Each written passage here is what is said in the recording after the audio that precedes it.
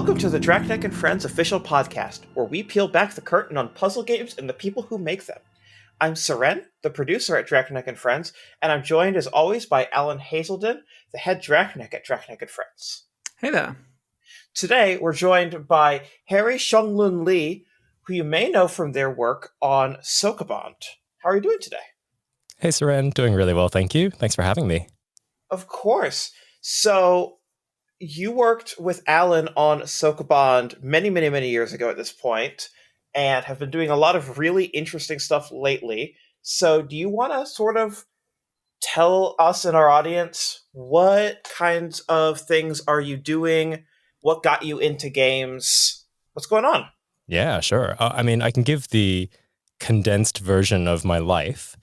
I was born in a log cabin. I was not born in a log cabin. I was born in Melbourne, moved to Indonesia, and grew up in kind of that weird zone where you're rich in a very poor country and you see all the wealth disparity very visually. And I was pretty young at the time. Then moved back to Australia. And I think I mentioned that because it definitely informed the things I was interested in exploring, like understanding what is money and why can't we just give it to people? And then when I graduated high school, I thought I wanted to be a doctor. So I studied medicine for 3 years. And during that time, I started making games because I didn't want to study and I had undiagnosed ADHD. So I made a puzzle game called Impasse, which was made in Flash, which RIP Flash, and just put it out on the website, on Congregate, I think. And the internet played it and really enjoyed it.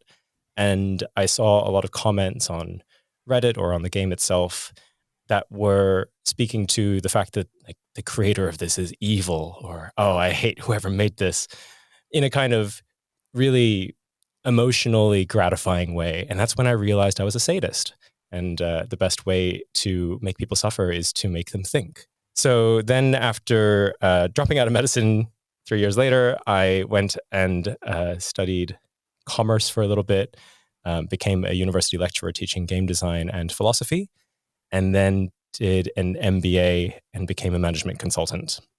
And along the way, did a lot of different adventures. So making interactive art. I was really interested in play and the body and systems, including systems that are really messing our society or systems that are out of whack in our society. So everything from our failing democracies or the climate emergency, and thinking how we might use play as a way to figure out how we can play better with each other. So I think that puzzles became, I guess, an insight into how minds work. And then a lot of the other explorations, particularly in my artistic practice, is once we know how our minds work and can have a bit of that metacognition, how do we think about how our minds work together as a society? And that's kind of the through line of my practice. Since releasing Sokobond, I've worked on a few other video games. I've also made escape rooms, board games, also worked on a lot of different non-games projects, like doing strategy refresh for Transgender Victoria, or working on a project around farmer-managed natural regeneration in Niger, and thinking about how to regrow forests really, really quickly. And I'm really grateful to have been able to work on lots and lots of different projects in different domains. Part of the difficulty then is when asked, what do you do and what are you up to? The answer is usually 8 different things that don't relate to each other. And so at the end of the day, I describe myself as an anti-disciplinary artist, somebody who's, I don't think that disciplines really exist. I think that they're a convenient frame or set of jargons, but actually that's just a artifice on top of a much deeper reality that's quite twisted and we can't directly touch. So that's what I do. No, I love that. It's a good and healthy way to think about it, while also getting to engage in a lot of passions. How did you and Alan meet? We met in a line at GDC. So GDC is the Game Developers Conference in San Francisco. And I think it was the first year that I went. Is that right, Alan? I think it was the first year for both of us, yeah. Incredible. It was 2012. This is over 12 years ago now. Can you believe that? I am so old. And at the time, I remember meeting all of these different people and kind of like not really being aware of who anyone was. And so having no sense of idolism or fangirlism that I think I then developed through meeting all these really, really cool people. in what at the time seemed like, I guess, a pretty tight-knit indie game scene. That I think that ecosystem fragmented as time passed in a really good and healthy way. But yeah, we were in a line for some sort of talk. Maybe it was for Indie Game the Movie? Unclear. I think, like, I'd forgotten the line part of this, but when you said it, I was like, oh, was that the line for Indie Game the Movie? So I think it may have been. Which I feel like is a perfect encapsulation of that era absolutely. as well, right? Like the the great men of history, kind of indie games history of here's, what was it? Indie Game the Movie is about Braid, Fez, and not Binding Super of Meat Isaac, Boy. but the other one, Super Meat Boy, exactly. Yeah. It's like heralded as this is what indie games are, which is really funny, right? Because like I then the next year gave a talk about Kyriarchy and how actually the way that games culture was super monocultural led to the reinforcement of existing biases and just lending more power to the dominant hegemony. And here you have like 3 white men being interviewed for the movie. Anyway, so we're in the line, and I think Alan and I had gotten talking about Zach Barth's game, Space Chem. And is that right? Am I imagining things correctly? I don't remember if we... Well, Memory is a fickle thing.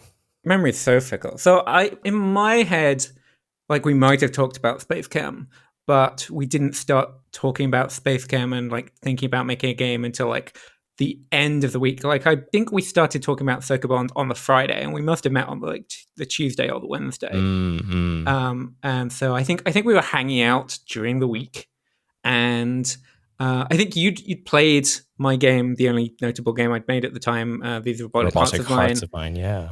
And I'd played Impasse and Midas, but I think you only told me that you made those games on the Friday, and I'd just been hanging out with you like without knowing that you made anything I'd played, which is just funny.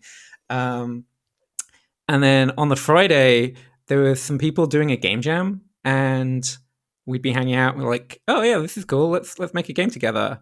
And we went to a Chinese restaurant and started sketching out ideas, and that's where I think you brought up Space Chem, or the idea of making some kind of chemistry-based puzzle game.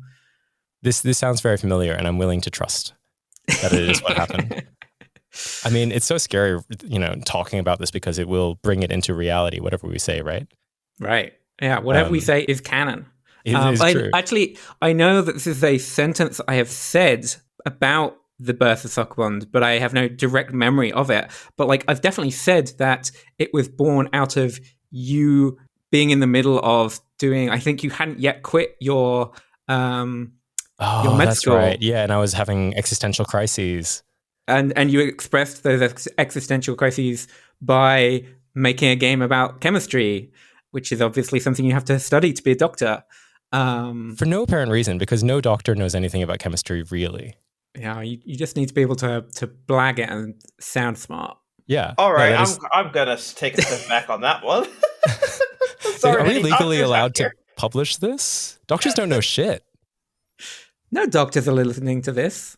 The only doctor I respect is PhDs in history. Sure, okay.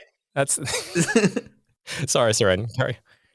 Yes, try and get us back on track. Yeah, herding cats. Okay, I will mention that one of the reasons I was so attracted to you, it sounds like I'm hitting on you. One of the reasons that I found you so attractive, nope.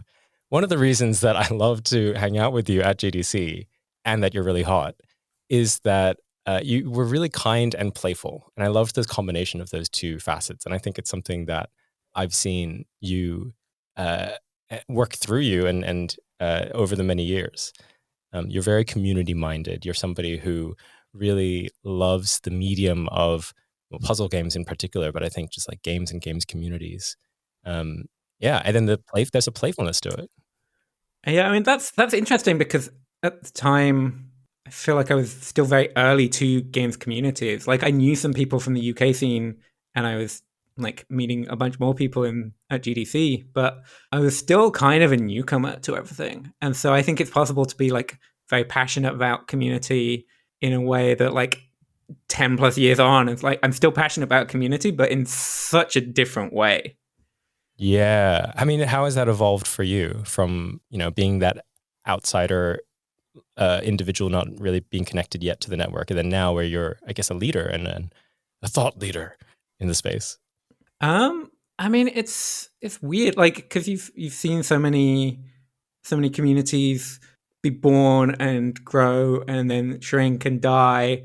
It's really makes you feel old or feel like, oh God, what's going on? That's maybe the negative way of looking at it, but sure is. Thanks, Alan. What I love about Alan is relentless positivity, you know? Oh yeah. He is always very hesitant to confirm things internally. Like, this is just him. But there's an optimism to that, right? That Rebecca Solnit writes about hope and a radical hope as something where you're not actually determined about the outcome. So we don't know that we are definitely going to experience total collapse due to climate change. And we don't know that we are going to get through it entirely, because to know either of those things would be like not rooted in hope. That's just configuration. But to actually say the outcome is uncertain, well, that's actually quite beautiful and human, and allows us to do things to change that outcome. And I think that's where I place you, Alan. And also to be a bit more optimistic, I feel like even if there's like things hanging over you and like scary stuff like climate change, if you are able to have a good life and like have a good community and have a meaningful life, however you define that, then I think that's something special. Even if in the fullness of time we're all just dust. Oh my goodness. How do you define it? What's your meaningful life look like? Oh gosh. I mean, this is a bit of a tangent, but like you were introducing your career right at the start of the podcast, or your practice, and I feel like you like think about what you do and what you've worked on, and like you have this kind of thesis of like, oh, this is I'm an artist and I've done all these different things, but I have this through line. And for me, like I kind of don't really have that. I just make puzzle games. Like I just really like puzzle games, and I've just done that one thing over and over again. And like you say, like you don't believe disciplines exist, and in some ways, I feel like I'm kind of the antithesis of that. I've just kind of doubled down on one thing. That's so good. You're like arch nemesis. Yeah, I mean, turn to lovers. I couldn't think of a better nemesis / lover, honestly.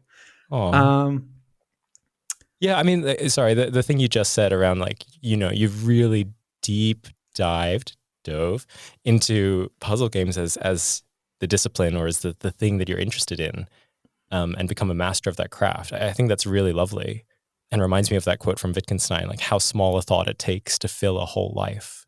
Do you think that you could keep going your whole life in this domain? I mean, hopefully I have a long way to go. Like, because it feels like at this point, it feels like I don't really know how to do anything else other than puzzle game related stuff. Whoa. But also, I've only been doing that for like 15 years max. And at the start of that 15-year period, I wasn't even focusing on puzzle games. I was just like making puzzle games among other things. Yeah. And so that's like less than half my life. And like, that's a fraction of hopefully my entire lifespan. So I don't, like right now, I can't see myself doing anything else, but hopefully, like if I live to like 90, like maybe this will just feel like a blip. Who knows? That's a lovely thought. And actually, there's something interesting about that. You said at the start you didn't just focus on puzzle games, and then you've kind of more and more pushed into this niche. But I do remember your total oeuvre contains a lot of really crass, silly games. I mean, I haven't made anything crass in so long. I mean, well, not that you've published, at least. I don't know what you do in your spare time. But you've made Shit Snake and Shit Snake 2. You've made like a game about holding a cereal box as if though it were a baby. Is that you? That was me, yeah. Yeah, right. That one was me and V at V21. Yeah, I mean that's kind of some of the very playful side you described when we first met, that I feel like doubling down on puzzle games has led me to like like that part of me is still there, but I don't so much feel like I have so much of an outlet for it anymore. I wonder if this is something that is common amongst a certain, I was going to say breed, which is totally the wrong word, species of game designer. Because, in Crepare, Stephen Lavelle, like also I feel fits this bill of making really thoughtful, intricate puzzle games and then just making like a game where you have to find your own asshole and fuck it. Yeah, I mean, I feel like he's so prolific. Like he could stop making games and he would still have made like 5 lifetimes worth of games. But I feel like he has, I don't like it's not a value judgment, but I think he's done a very good job of like following his passions and like making just like weird stuff and making just whatever he feels drawn to in the moment. Where I have kind of like, I mean, I said doubled down, but I've chased the passion of like being really good at doing something. And like, yeah, maybe I could have doubled down on like making like weird, stupid jokes, and I just didn't go down that road. But it feels like once I'm on that pathway of like expertise and just like, oh yeah, I'm going to get really good at this thing. Doing other things feels like it's not a waste of time, but it's just like it's easy to just stick to that path rather than leave it. Yeah, this resonates really strongly to me, and I think I'm interested even more abstractly about this idea of path and narratives of success, and when you lean into something, you get rewarded for it in this world, which I think is also contributing a little bit to its polarization. And like it's difficult to be someone who with lots and lots of different interests as a result, right? But also because the world tells you that there is a particular path of success and this is how you're supposed to follow it.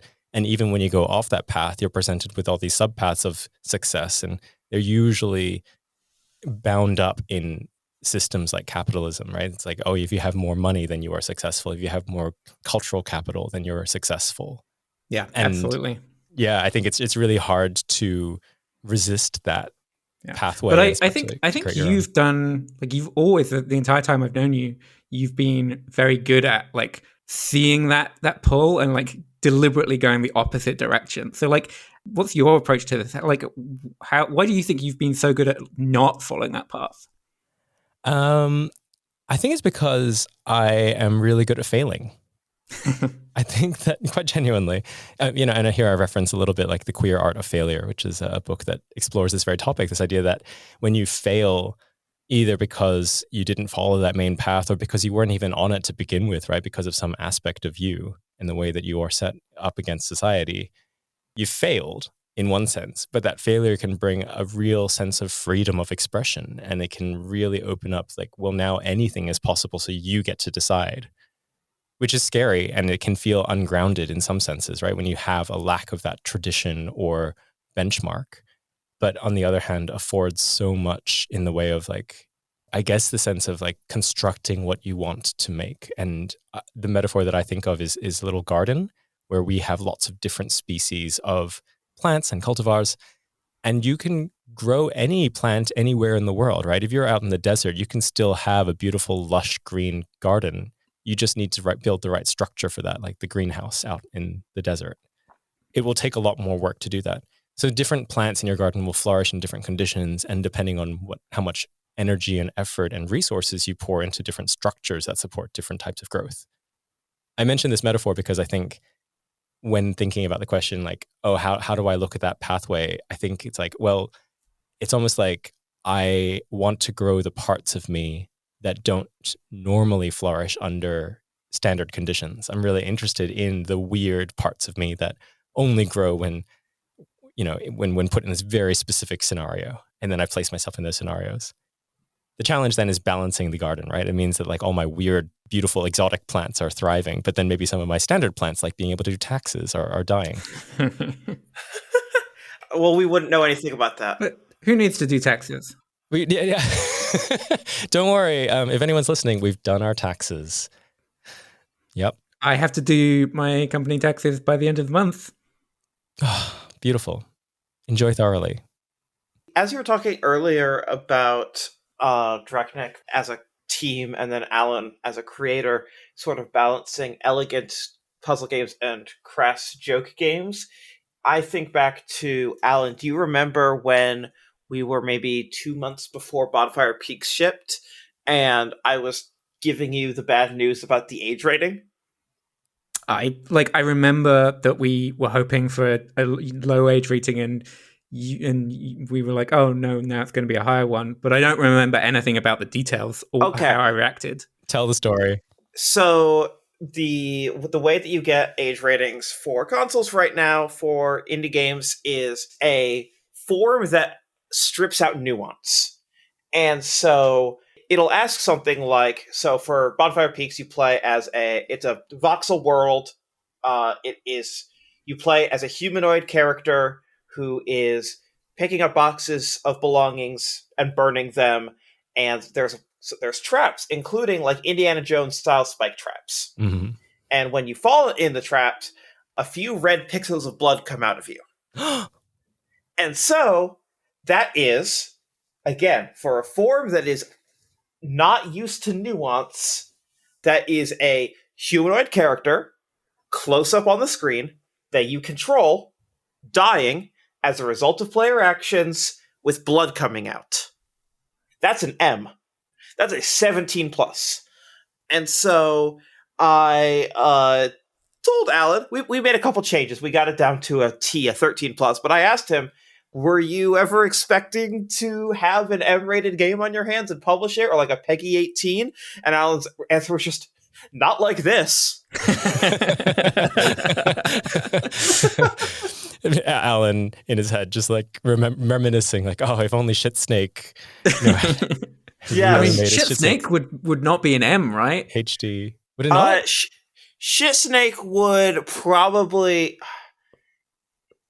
I don't actually know, because does it matter if it's human shit? Because it's not in Shit Snake; it's snake shit.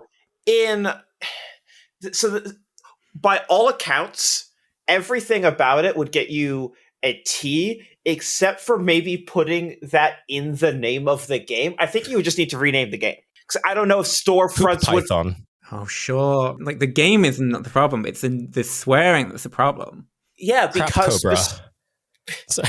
specifically the names of games, like the front of the storefront, is visible before any age gating. The store page is the thing that's age gated, which is why like Call of Duty key art can't have someone firing a gun. That's so funny. Because all the storefront game names and content, like key art, in theory needs to be acceptable for anyone, except age rating. There's a loophole where age rating agencies haven't figured out what the word hentai means on the Nintendo Switch, and many dozens of developers have tried to take advantage of this with AI-generated art of sliding tile puzzles that's with the word hentai in the name of the game for like $5, and the Switch eShop is just a nightmare. Wow, I did not know that. Have you played any of them? No, God, no. I try not to support AI art, but yeah. Oh, I'm sure if you look hard enough, you'll find the connoisseurs versions that use hand drawn art. I don't want to go there, but I imagine that their URL hent.ai does exist. Oh yeah, thank you for that. You're right. That probably does exist. This podcast is sponsored by Hence.ai. No. Do not go there. Do not go there. I want to go there. Are we? We might be about to remove this whole tangent from the episode in the edit. If you're listening to this at home and you're hearing any part of this, congratulations on Alan successfully persuading me not to cut this tangent. Oh my goodness. We can just bleep the URL. That makes it much worse. People will be able to figure it out. So what was Alan like when you were working with him on his first commercial game? Oh, Alan was the first thing that Tell came me to everything. The first thing that came to my head was Alan was very British. But that doesn't say no, very he much. sure is. He is so British. He's very British. You're just saying that because you're American. And? Yeah. I think that there is something to this. Like Alan is from Coventry, I think. Is that right? I was studying in Coventry. You were studying in Coventry. Where are you from? Wait, can I guess? I grew up in Guildford, which is near London. I wasn't going to guess Guildford, so I'm glad that we didn't make me guess. Most people not from the UK would not know where Guildford is or that it's a place. So, yeah, I don't know where Guildford is or that it was a place. So thank you. There's got some game studios there. Media Molecule is based there, I think, and Lionhead was based there. Shout out to your local game studios. Oh, they're dead? Lionhead, yes. That was the developer that made the Fable games. Oh, did they make Black and White? Is that them? Same team, different name, but yes. Yeah, okay. When I was a kid, that was one of the few computer games that I played. And I remember being really fascinated by the idea that you could like love a creature and then slap it. Which upon reflection sounds like I was experiencing childhood trauma, but really wasn't. Truly the dichotomy of man. Yeah. It was just so like, oh gosh, like you can do that in this game, and that was what attracted me. That speaks volumes to me. Yeah. Anyway, what was Alan like? Alan was, I think, like very upbeat. I remember being really impressed by the yes-anding that occurred in the development of the game, but also a real keen eye for what belonged versus didn't belong. So I think this is common to all the games that you make and the games that you want to help make, is this idea of elegance. And that might be around like what kind of dynamics emerge from a particularly small or sparse set of mechanics, and what can you elicit emotionally out of that? What different feelings of levels can you create in a system? And I think a lot of that is first playing with the system so that you learn what it's trying to say or its characteristics, and you get to know this creature quite well. And then there's this task of, okay, well then in exploring it and delighting in what it's teaching you, how do you best teach that to others? I think that you were at that time really engaging in that process thoughtfully. And then the yes-anding came about because, you know, we would propose a thing and throw it around, and it never felt like a shutdown of, no, that's not right for the game. It was always oh yeah, let's find out if this works for the game. So it's very an openness to the development. As development continued and development of the game, we thought would take, I don't know, a couple of days. I mean, yeah, we started it as a jam game. So what, you're gonna start it at 6 p.m. and you're gonna be done by midnight. And by midnight, it became clear that we had finished the game, and that was Sokobond, and it was a huge success. Great job, us. And then we shipped it on Steam a year and a half earlier than we did, and we were all millionaires. So what actually happened was it then took 2 years for us to make Sokobond. And in that period, having really the attention span of a thing that has very little attention, I just could not, for the life of me, sit down and focus on the parts of finishing a game that require you to do a bit of drudge work. And so the other part that I remember about Alan is Alan's graciousness at the fact that like I was a pretty shit collaborator at that end point of that process, because Alan would be like, hey, have you made the new levels? Have you like updated the chemistry facts? And also remember, like maybe we need a dark theme. And I'd be like, oh yeah, I've put aside some time tonight to do it, and I'll check in with you tomorrow. And then like 2 weeks would pass. And then Alan would very kindly send an email being like, hey, what's up?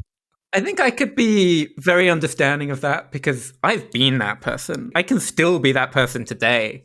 And, sometimes that's how it is. And like, There's no way I could have made that game without you at the start. And like, even throughout, like, even though at points you are unreliable, like, it's still so much easier to make a game as a team, even if the other person is just like somebody you're talking to and like saying, hey, I was thinking about this, I was thinking about that. I don't think I could have finished this game if you just dropped off the face of the earth. Like, I needed you to be there to hold me accountable, even if you weren't actually going to hold me accountable. I just needed to feel accountable. And which I think also speaks to your integrity of like being accountable to others, which is a wonderful trait that I've been trying to develop more of. But for real, I think like the past few years of my life have been really drilling down into this idea of, I'd mentioned I had undiagnosed ADHD at the time. Like I've since had it diagnosed, and now we're really drilling into process of game making and making in general. At the start of that process of diagnosis, I was pretty bratty and was like, I remember distinctly telling my psychiatrist, oh, ADHD is just the name that we give to a topology of different minds that are harder to extract value from because they work in ways that, may not be as typical as what other people's brains or what the norm works as. But it's not a pathology. It's not, a real problem. And I think there's part of me that still believes that is a very valid perspective of neurodiversity and neuroatypicality. But what I think became more clear was like, actually, it wasn't just about how value could be extracted. It was also about like, how is this affecting my relationships with people? How is this impacting my energy and how much energy I have for different projects and whether I can do the things that I love doing? And so more and more I realized I was really, I guess, like wanting some of the skills that I didn't seem to have, or like I was finding it hard to cross certain rivers and other people made it seem so easy. And it was starting to feel very emotional. Like, how come it's so hard to cross these particular rivers?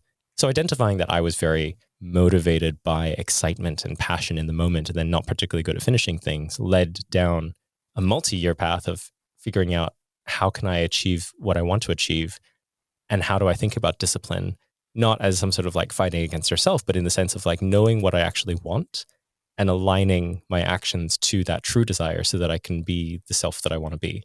Sounds very spiritual and abstract, but like, yeah, I think that actually started with Sokobond because Sokobond was kind of the first big collaboration project of my life. So thank you, Alan. Oh, wow. That's, I never would have expected you to say something like that. Because from my perspective, like, yeah, sure, you made Sokobond, but like you've done so much else and so much else unrelated that I can't really see Sokobond as a starting point for it. It's just like, oh, this is one of many things you've done. Like you're just multidisciplinary. You'll just do whatever you like. That's interesting. Like, do you feel like it just showed you, oh, like things can get finished? Is that part of it? Yeah, I mean, definitely when I look upon my work, See Mighty and Despair, I think about Sokobond as one of the things that I really am proud of. I play it occasionally, or at least pull it up on my computer or phone. And if you haven't yet played it, you should definitely download it. Give us money. And I play through the levels and go like, oh yeah, this is a game that I can see the parts of it that I designed or contributed to. I can see the parts that are distinctly Alan, and I can also see the large swaths that are just like our minds melded together. It really does feel like we made a baby, where you can see like, this is my nose and that's your ears, and then the rest of it is just kind of sort of DNA hodgepodge.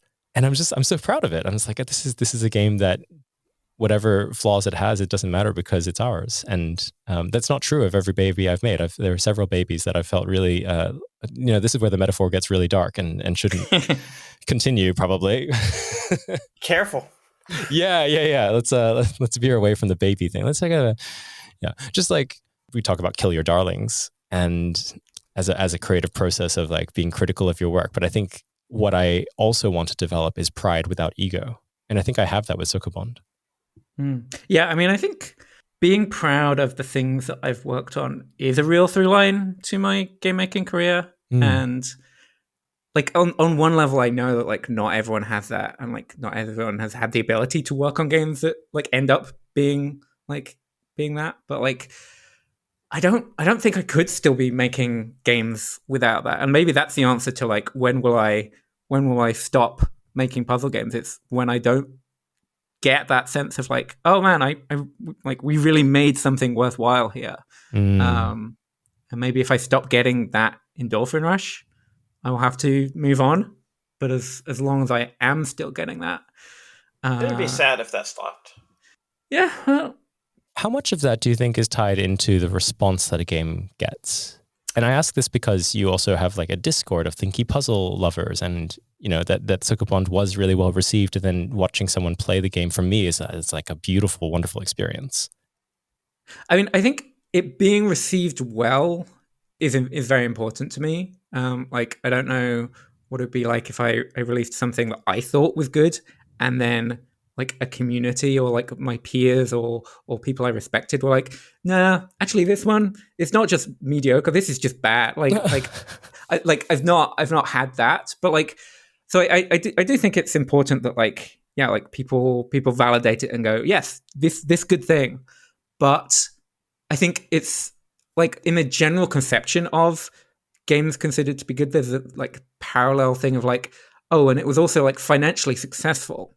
And like Sokobond was financially successful, but I don't think that is why I feel good about it. I feel pride from it. Like, I think it could have been even more financially successful if we'd actually got it onto Steam the moment we got through Greenlight, and it could probably possibly have made us 10 times more money. Really? But I don't think I would feel, yeah, like, hey, you might have not been available as much as you wanted to be during the development of that game, but I really fucked up after we shipped it. Like, tell me more. I don't know this side of the story. Maybe I never really spelt it out for you. This is tragic. But yeah, we shipped the game August 2013. Yeah. Which was about a year and a half after we started working on it. We shipped it on the Humble Game Store, and I think that was the only place you could buy it. Like you had actually the game store didn't even exist. There was no website. I think there was like the Humble widget, so you'd put it on your website, and there was the Humble payment infrastructure. But like, yeah, the concept of like, oh, here's you go to humblegames.com and you buy stuff from that. Like, that wasn't how it was. It was just like a piece of HTML you put on your website that lets people buy the game, and Humble would host it. And so that was August 2013. We probably got approved for Greenlight maybe like 2 to 4 months after that. But similar to how it took 10 years for the mobile version to come out, I just procrastinated getting the game on Steam. Oh, wow. So it wasn't until July 2014, almost a year later, that we actually shipped on Steam. And the difference between December 2013 and July 2014, like, it doesn't sound like a lot, but like during that time, Steam like was very much in the process of opening the floodgates. And I mean, also similarly, if we'd released Sokobond on mobile in 2013, 2014, that would have been that huge. game would have been great. Like because for the later games I made, A Good Snowman Is Hard to Build and Cosmic Express, those games actually did better on mobile than they did on PC, partly because Steam was getting more and more crowded, but partly because it was a really, really good time to be releasing premium mobile games. And so if we'd released Sokobond even earlier, that game could have been great there. But like, I did not have the ability, like I like also probably undiagnosed ADHD. Like I could not make myself do the drudge work of doing the 2% of work to finish up that mobile port. And it was hanging over my head for so long. It was hanging over my head for so long that eventually it just dropped off the bottom of my to-do list. And I'm like, well, in theory, I should be feeling guilty about that. But like, nah, whatever. It's done. Old news. I'm sure a lot of people can relate. I definitely can. I mean, that's fascinating. I don't think I was privy to that. I don't know if like that 6-month delay would have meant that the game actually did 10 times better on Steam. But like, there's that question mark of like, oh, but what if? Mm-hmm. And then, you know, it's interesting, right? Because Sokobond was, as you say, financially successful. I've never actually looked at like the sales widget and found out how much money or how many units it sold. I'm judging purely on the fact that every so often I still get a little email that pops up saying like, Draknek will send you money via Wise transfer, which is so lovely and has, I don't know whether I've mentioned this to you, but like literally saved my ass so many times that like I was scrounging for money and trying to figure out how I was going to, you know, pay for rent of my escape room or pay the team that had like just reached the end of our runway. And then a little bit of like $1,000 would come through and literally be the difference between me not eating and eating. That's amazing.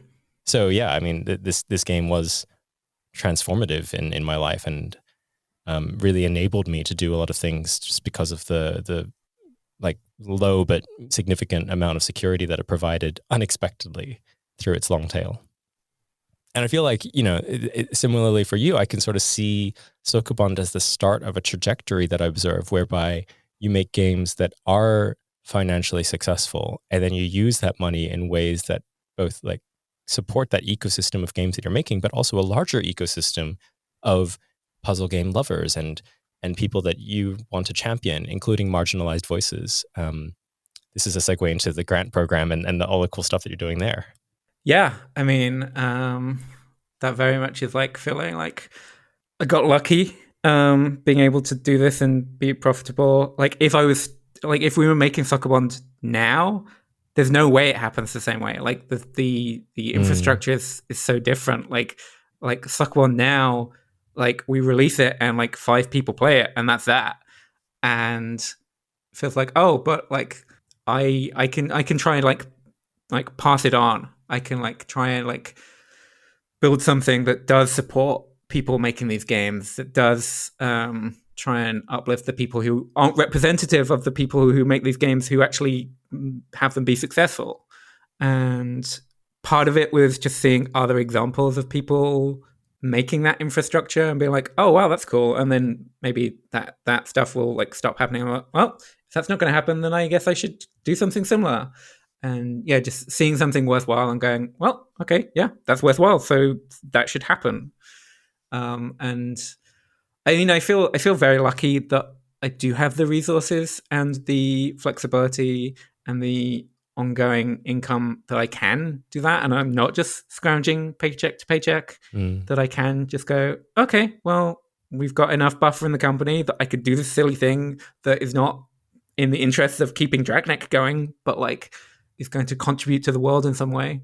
I think it's really commendable. And I do specifically want to call it out as commendable because, I know that you don't do it for accolade or for praise, but I would like to see more of that, those values being expressed by people who also were lucky.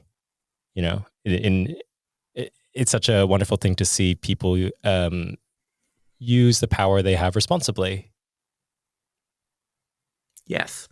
That's the end of the thought. I hope you keep that gap in. Maybe.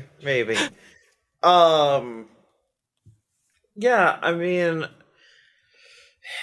while I've been here, it's been really awesome that the limit to what Draknek goes out and does in the industry or the space or just in terms of projects is the limits are not a lack of ideas or not a lack of eagerness to give back. It is usually a lack of bandwidth.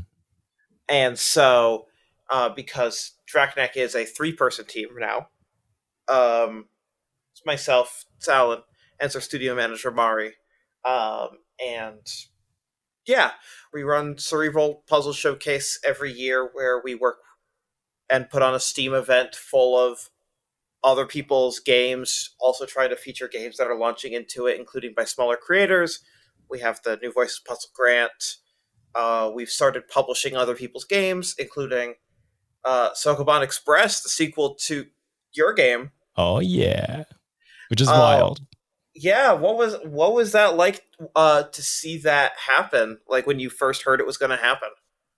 It was surreal. I mean, for someone to have been inspired by your game in any dimension is always like a beautiful feeling, and one that you hope when you create anything in the world. I think creating is the process of like putting your part of yourself into the thing, and then when people experience it, they are in dialogue with you. At least that's particularly true in my opinion with like puzzle games with designed levels, because you're trying to say something through its design. It's like root setting and bouldering, right? It's like it's you're speaking through the wall, you're speaking through the level, and then for someone to be inspired and be also thinking about systems and puzzles, and then like do their own.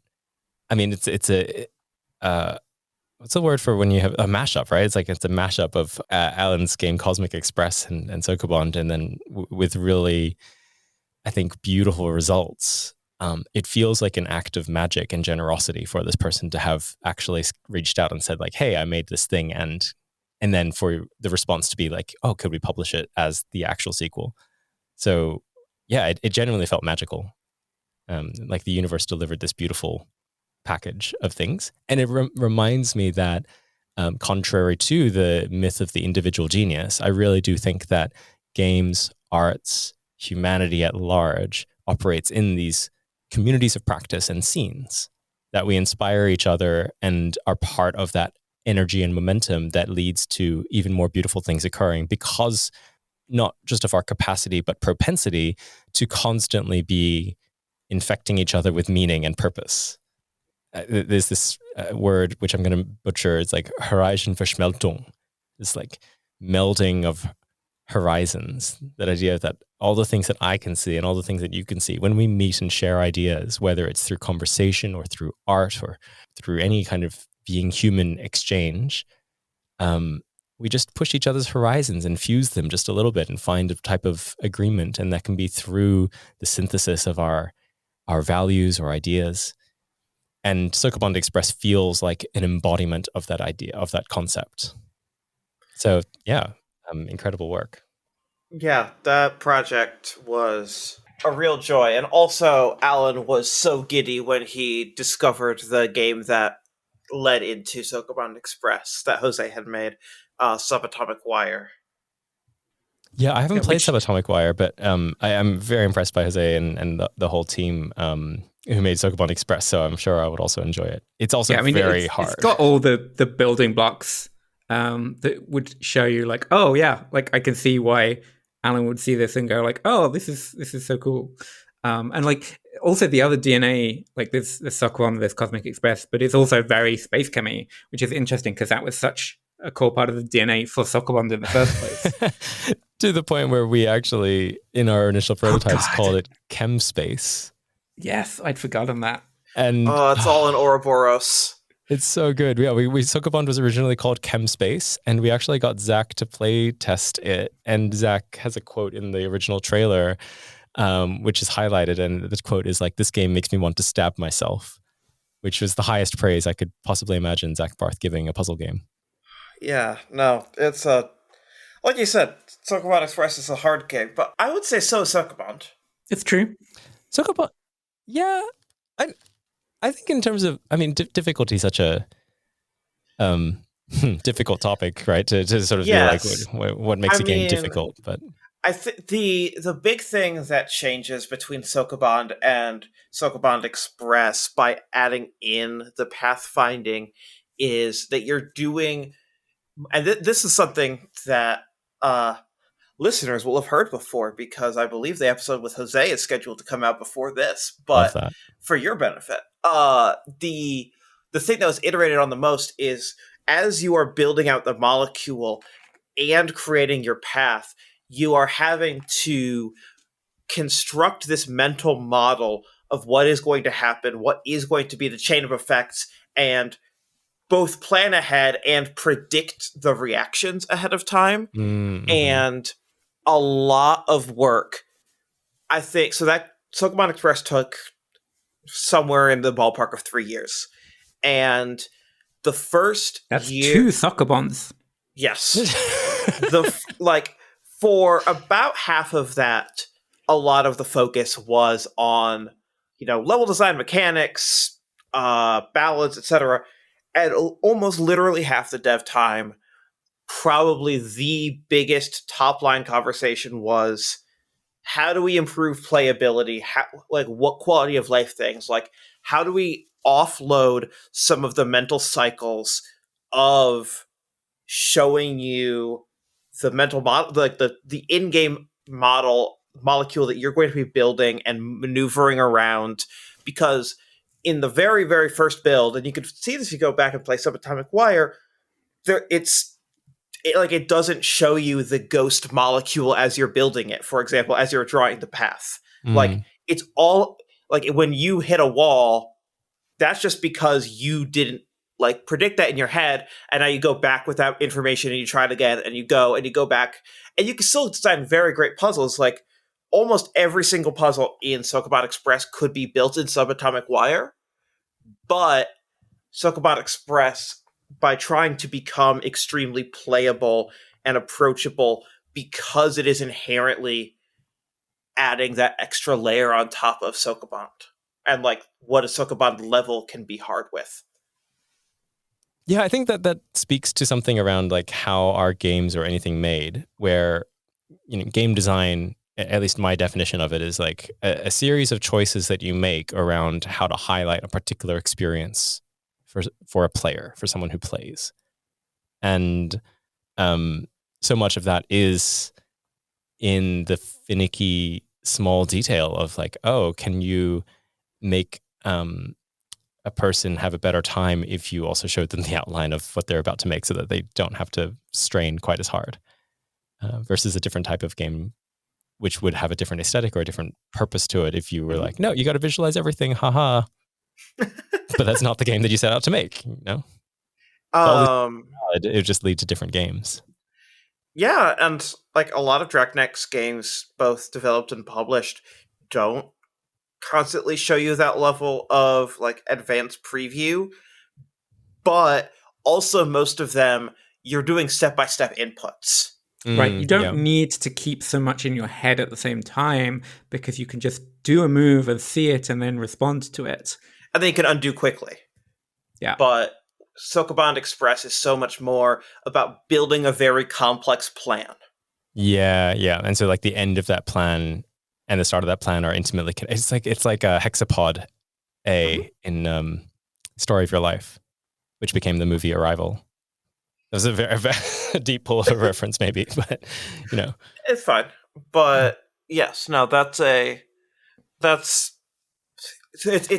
all part of the design. And for a game like Sokobond Express that is a lot more abstract, it definitely helps to show those extra visuals and everything. Yeah, brilliant. I think we're about to wrap it up. Is there anything else that you wanted to touch on before we let you go? I feel like I should probably mention the stuff that I'm working on briefly. I was going to say, we've touched on like a bunch of stuff, but we haven't dug into what you've worked on as much. Yeah, I mean, I think I took a little step out of games for a while, and I do think there's a larger conversation to be had around the way that games communities have evolved since COVID. Not that COVID is over, but like since lockdowns and the major, I guess, 2020, what was experienced worldwide to differently, but in also some ways commonly, where many places were in lockdown. And here in NARM, Melbourne, Australia, there's definitely the sense of a collective trauma of people in 2020 being locked in what was the longest lockdown in the world, or what eventually became the longest. And you can see it in the games communities, right? They're like what used to be vibrant physical spaces, including experimental spaces like Bar SK, which was a trash media playable art bar that people really congregated around. Or All Day Breakfast, which was a few years earlier, it's like a co-working space for marginalized game makers and creators. Those spaces really disappeared over that year, and with Twitter then becoming X, like game spaces online also started having to find new homes, and those homes became a little bit more opaque. It's harder maybe to join them if you're not part of the discords, if you're not part of the conversations. So I mention this because I guess so much of my practice in games was informed by those communities and feeling like those communities inspired me. And then those communities disappeared, and I felt like I had to really take a lot of energy away from games as a practice.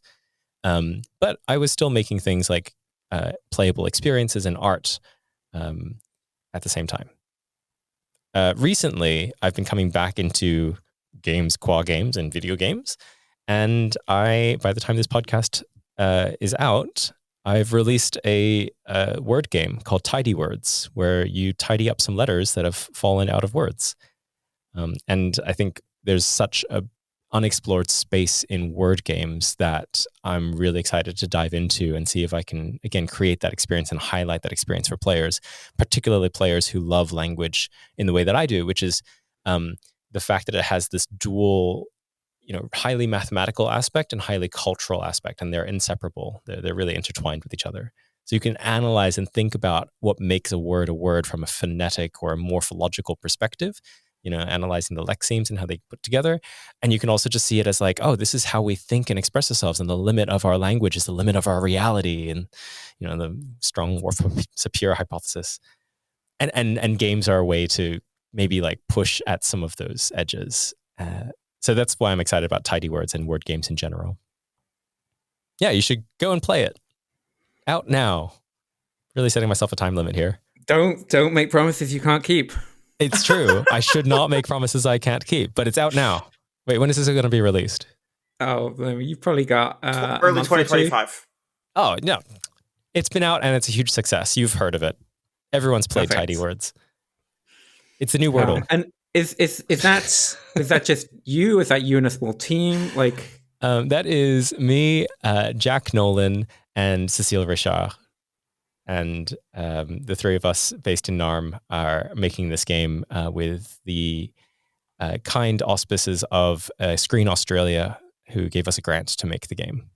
Oh, actually, they gave us... Totally missed that you got funding to make a game. Yeah, I mean, I didn't tell anyone because where would I tell people that information? Yeah, but I occasionally look at like, oh, Screen Australia has funded new games, but I did not see. I assume it's Play Reactive. Play Reactive, yeah. Didn't see Play Reactive's name. We got funded a little while back for it's not actually for Tidy Words. We got funded for Boss Words, which I think you've played a version of. Long enough ago that I recognize the name but have no memory of the gameplay. Totally fine. It just asks this really simple question, which is most word games ask you to find a subset of a particular set of letters. That is a word. And Boss Words asks, what if you were asked to find the superset? So can you think of a word that contains in any order Q, K, H? And so this game, Tidy Words, is like an evolution of what started as that game? Yeah, we started off with this idea of, okay, well, like what happens if you take just the general principles of a lot of different word games and then start to twist them in different ways? And we found really fertile ground there. It's like there's so many word games that could exist that don't, that are really elegant and feel different enough from what exists. So Earthquake, by the way. And this idea of how many games there are yet to be made that feel elegant and feel like they were a pure form of something that someone has not yet brought to life, but exists in the collective unconscious. I felt that way around Stickets, which was my 2013, I want to say, release for mobile. And Kotaku wrote about it as the game that forgot Tetris exists. And that made me really happy, right? It's like a game without a referent class, or a game that felt really pure. And that's what I'm hoping, I think, Boss Words or Tidy Words to do the same for word games, which is like, oh, it's actually like a new class of word games that feels like it should always have existed. To go from Boss Words to Tidy Words was a process of like, let's make 20 different word games with that same question of what happens when. And in some ways, that sounds like the thing you were describing to me about like the process of making Sokobond, where like you're like, oh, well, this game could be like this, or it could be this, it could be this, and you're just trying a bunch of things and like saying, oh, what's interesting. Yeah, totally. Yeah, exactly. It's this like playful mode that I think both of us have of you want to listen to the thing you're making and let it be the thing that it wants to be. And there's a little bit of push and pull as you push against it and what it wants to be. And then it feels like you circle around it. Like really, we're meant to be trying to wrap up, but like, oh, sorry. No, it's fine. I'm indulging in it, but like, how do you choose? How did you choose that this was the version of the game that Tidy Words wanted to be, rather than any of the other 20 other things it could have been? Yeah, I mean, I think the old me would have chosen based on what excited me the most, and the me of now chose based on, I mean, as boring as it is, but like a 2x2 of ease and commercial viability. Some of these things are going to be easier to make and versus harder to make, and some of these ideas are going to be more marketable or more easy to pick up and less easy to pick up, or maybe the market for that particular thing is higher or greater. And it's not a framework I would have used beforehand, but I feel a real responsibility now to be making things that also are financially sustainable, much more than in the past, because I'm working in larger teams and working with people, and I want to be able to support them in their livelihoods as well. Yeah, I mean that's funny because it's a very unsexy answer of like it's not like, oh, it's following my passion. It's just like, oh yeah, no, I made the simpler version because it was the simpler version and least likely to go out of control. Or like sometimes that's just the right way of making things. Yeah, absolutely. And constraint is creativity, right? Like, yeah, you can't if you choose that path, then the likelihood that you actually finish something is so much higher. Exactly. And if anyone is listening who really loves puzzle games and is maybe like on the cusp of making a game, or they're halfway making a game, then the piece of advice I would leave you with is like, choose the path that makes things easier, not harder, particularly if it's your first few games. That's not to say that you can't do it the other way, but that, more often than not, I wish I had chosen the easier path. And so I'm trying to bring that wisdom with me. And you're also working on an escape room? Yeah, I've got an escape room. Still going to be playable by the time the podcast comes out, or is it a limited run? No, it'll still be up and running. So I have an escape room in Richmond, which was previously called Kwoyoung, and you can check it out at Earthrise.one. It's a sci-fi immersive adventure. And what I was really interested in when making it is, can you make an escape room that feels like everything is a world that actually exists? So there's no non-diegetic puzzles, right? All the puzzles actually make sense inside of the narrative, inside of the world that we've created. It feels lived in. There's lots of focus on environmental storytelling. It's a narrative that is important, and you make moral choices. And hopefully the puzzles are also really fun and an excuse for you and your friends to feel smart and have a moment of breakthrough and all the good things that we love about puzzles.